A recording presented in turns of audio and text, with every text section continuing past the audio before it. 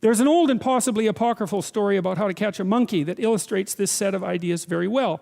First, so goes the story, you have to find a large, narrow-necked jar, just barely wide enough in diameter for a monkey to put its hand inside. And then you have to fill the jar up with rocks so that it's too heavy for the monkey to carry away. And then you scatter some treats around the jar that are attractive to monkeys and close to the jar. And then you put a few of those treats inside the jar. And so that's the first part of the trick. And then the second part of the trick is the monkey comes along and gathers up the treats and then puts his hand in the jar and grabs the treats that are in there. But it's narrow-necked. And so once the monkey puts his hand in there and grabs the goodies, then he can't get his hand out of the damn jar.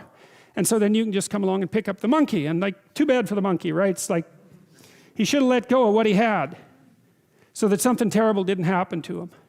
But that isn't what the monkey will do, because he can't sacrifice the part for the whole.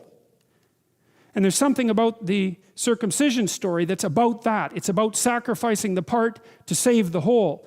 And I mean, there's an echo of that in the New Testament, if I remember correctly. I believe this is correct, although it might not be.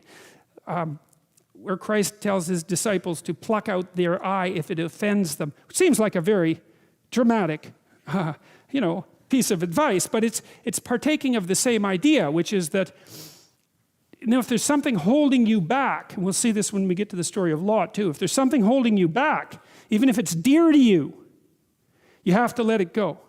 You seriously have to let it go, because there isn't anything more important than progressing forward.